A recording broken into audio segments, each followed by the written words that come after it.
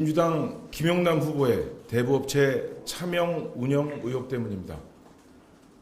언론 보도에 따르면 김영남 후보는 자신이 지분 90%를 보유한 농업회사법인을 통해 대부업체를 운영한 정황이 드러났습니다.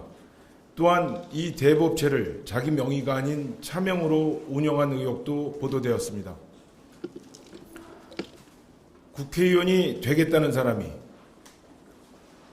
서민의 고열을 빠는 고리 대부업에 손을 댔다는 것도 놀랍지만 그 사실을 숨기기 위해 차명으로 운영했다니 정말 경악할 일입니다. 더 충격적인 것은 녹취 내용입니다. 김 후보가 2021년 지인과의 대화에서 농업회사 법인이 업체 지분을 100% 갖고 있다. 1년에 한 3, 4억 정도 이익이 난다. 배당은 어차피 다 내 거니까 라고 말했다는 내용입니다. 또 당시 대부업체 대표에 대해서도 사무실 직원 이름만 빌려서 대표이사를 해놓은 것이라고 말했다는 녹취 내용이 보도되었습니다. 사실이라면 타인 명의를 이용한 대부업 운영 의혹, 배당 귀속 문제 등 매우 엄중하게 다뤄져야 할 사안입니다. 대부업은 국민의 경제 생활과 직결되는 매우 민감한 업종입니다. 타인 명의 대부업 운영은 엄격히 금지되었습니다. 대부업법 19조 2항 1호는 타인의 명의로 대부업을 할 경우 5년 이하 징역 또는 2억 원 이하 벌금에 처하도록 되어 있습니다. 김영남 후보는 검사 출신입니다. 누구보다 법을 잘 아는 사람입니다. 그래서 법을 교묘히 비틀어 해명하고 있습니다만 그조차 앞뒤가 전혀 맞지 않습니다. 김 후보 측은 해당 대부업체가 최근 2, 3년간 신규 대출이 없었고 사실상 운영이 중단된 상태였다고 해명했습니다. 하지만 추가 보도에 따르면 이 대부업체는 불과 닷새 전인 5월 18일 대부업 등록증을 갱신해 2029년까지 영업이 가능한 상태였다고 합니다. 또 지난해에는 자본금까지 늘렸다는 보도도 나왔습니다. 자본금을 늘리고 선거 직전 대부업 등록까지 갱신한 업체를 두고 어떻게 사실상 폐업 상태였다고 말할 수 있겠습니까? 폐업 의지가 있었다면 왜 자본금을 늘렸습니까? 영업을 접을 생각이었다면 왜 3년짜리 대부업 등록을 갱신했습니까? 김 후보는 또 동생이 설립하고 운영한 농업법인과 대부업체를 2020년에 함께 인수했고 경영 위기에 처한 동생을 돕기 위한 것이었다고 주장했습니다. 그런데 추가로 보도된 녹취는 이 해명마저 무색하게 했습니다. 보도에 따르면 김 후보의 동생은 이미 2018년 지인과의 대화에서 자기는 정치할 사람인데 대부업 하는 게 어쩌고 저쩌고 그런 소리 하는 것이라며 내 이름 갖고 다 한다, 차명으로 다 한다고 말한 것으로 알려졌습니다. 또 동생은 농업법인을 통해 대부업체에 투자한 구조에 대해 남의 명의를 이용해 먹는다. 아무리 동생이라도 짜증나는 거지라는 취지로 말한 것으로 보도됐습니다. 김영남 후보에게 이제 묻겠습니다. 동생을 도와주려 했다는 해명은 무엇입니까? 동생의 어려움을 해결해 주겠다며 동생의 어려움을 해결해 주려 했다는 말은 무엇입니까? 동생의 녹취가 사실이라면 이 사안은 동생을 도운 문제가 아니라 동생의 명의를 이용한 차명 운영이 되는 것입니다. 정치가 아무리 비정하지만 동생까지 팔아서야 되겠습니까? 동생이 내 이름 갖고 다 한다, 차명으로 한다고 말했다는 보도에 대해 김영남 후보는 평택 시민들께 직접 답해야 합니다. 본인에 대한 녹취 보도가 사실인지 아닌지, 동생의 녹취 보도가 사실인지 아닌지, 배당이 실제 누구에게 귀속됐는지, 명의를 빌린 사실이 있는지 없는지 평택 시민 앞에 낱낱이 밝히십시오. 이재명 대통령에게도 묻습니다. 이재명 대통령은 그동안 고리대금업을 강하게 비판해왔습니다. 고리대금업은 망국의 징조라는 취지로 말해왔고, 가난한 사람에게 더 높은 이자는 정의롭지 못하다는 주장도 해왔습니다. 그 말이 진심이라면 김용남 후보의 이번 의혹에 대해 답해야 합니다.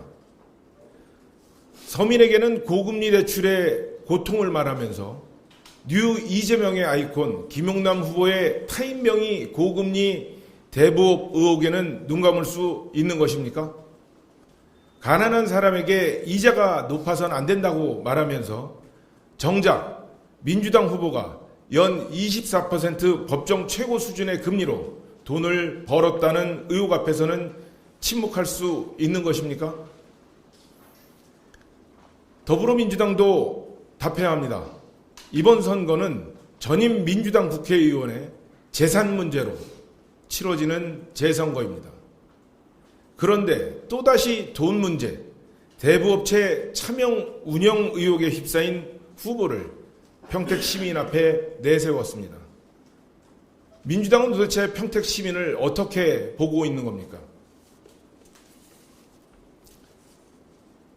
평택 시민 여러분, 이 사안은 법률적으로 매우 엄중합니다.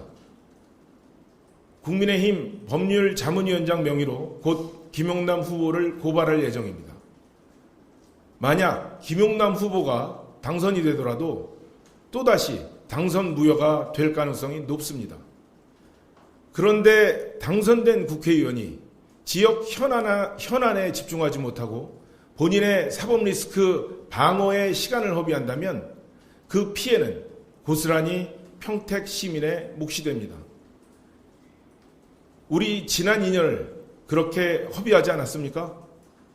또다시 그런 선택을 하시겠습니까?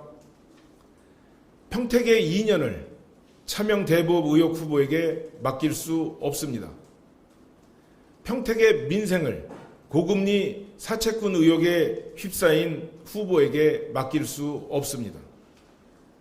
김용남 후보는 후보직에서 즉각 사퇴하십시오. 이재명 대통령과 더불어민주당 역시 김용남 후보의 의혹에 대해 더 이상 침묵하지 말고 진실을 밝히십시오. 고리 대금업을 망국의 징조라던 그 말이 진심이었다면, 서민의 이자 부담을 낮춰야 한다던 그 말이 진실이었다면, 차명 대부업 의혹의 김용남 후보부터 정리하는 것이 순서입니다. 저는 오늘 유세를 잠시 멈추고 이 자리에 섰습니다. 평택 시민을 위한 일이기 때문입니다. 저 유이동은 끝까지 평범한 보통 평택 시민 곁에서 평택을 위해 싸우겠습니다. 감사합니다.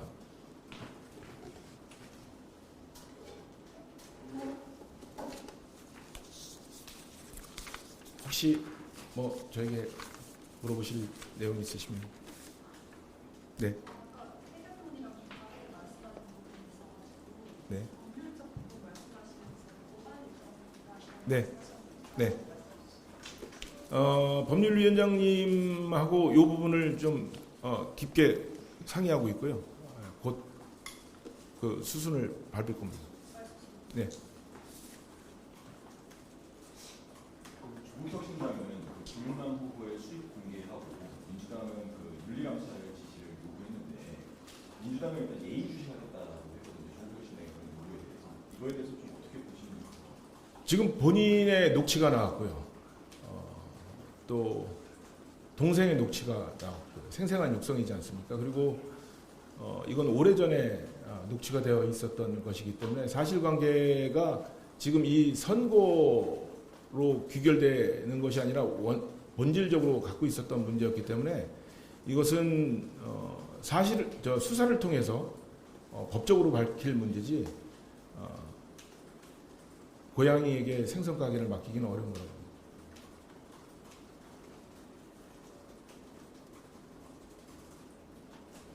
네. 다른 사람들이 지금 그 황교안 후보랑 단일화를 얘기했습니다. 네. 그 어느 정도 상황인지랑 얼마나 추진되는지 아, 구체적인 단계는 진행되지 않았고요. 지금 저희 지역 주민들, 특히 우리 보수 유권자 분들께서 보수의 목소리를 하나로 합쳐서 단일 후보로 이번 선거에 임하는 것이 승리를 얻는 길이다라는 목소리들이 워낙에 높으시고 적극적으로 그분들께서 양 캠프 쪽을 오고 가면서 이런저런 말씀을 하시는 걸로 알고 있습니다. 그래서 저희 캠프 차원에서 구체적으로 공식적인 뭘 하는 건 없고요. 그렇습니다. 그러면 혹시 단일화 데드라인도 이렇게 설정한 기간이 있으실지랑 따로 만날 계획이 있으실지 저는 데드라인이라는 건 없을 것 같고요. 선거가 끝나는 순간까지 그런 노력들은 계속 하려고 하고 결국에는 어떤 상황이 되더라도 어떠한 여건과 상황에 처하더라도 유권자의 표심으로 또 지역 주민들의 민심으로 저는 단일화를 이뤄내 줄 거라고 생각을 합니다. 여러분들이 알고 계시는 공식적으로 어떤 과정을 통해서 절차를 통해서 하는 공식적인 단일화도 단일화겠습니다만 민심이 주민들께서 여러 가지의 선택 중에서는 한 가지 선택이 옳겠다라고 이렇게 투표장에서 표심으로 정리를 해주시는 방법도 있겠다라는 생각을 합니다.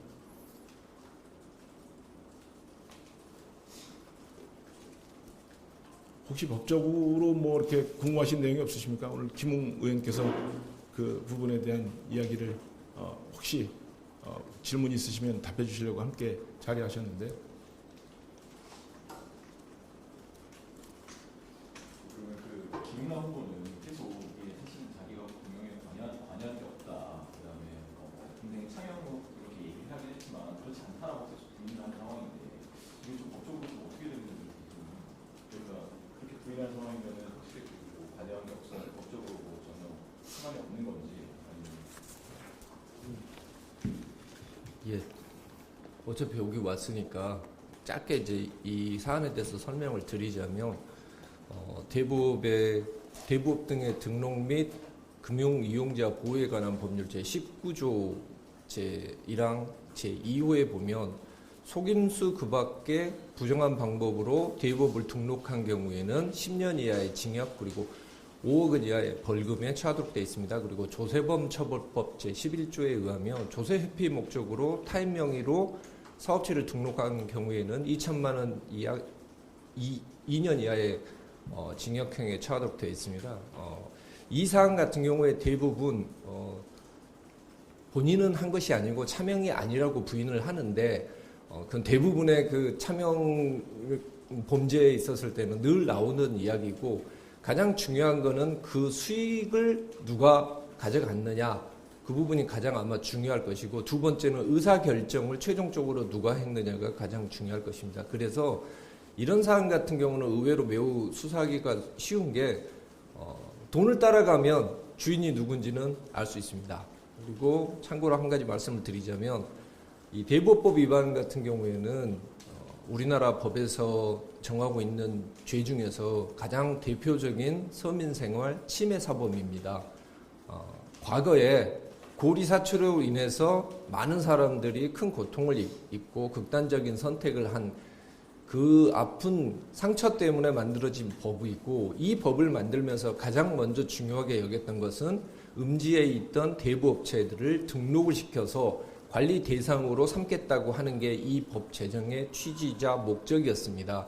그래서 법 제목 자체에서 대부업 등의 등록, 즉 등록부터 가장 먼저 법 제목으로 삼을 정도로 등록이 중요한 부분입니다.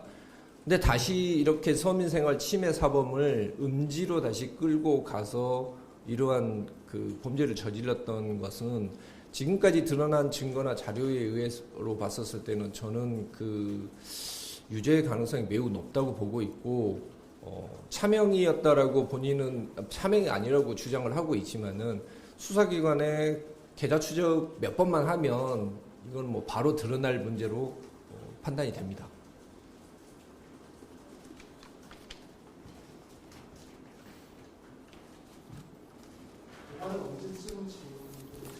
지금 그 곽택 위원장님하고 통화를 해서 곧 시라는 말씀드리고요. 뭐 그 이렇게 뭐 오래 걸리지는 않을 겁니다. 뭐 고발 절차가 뭐 복잡하거나 이런 게 아니니까요.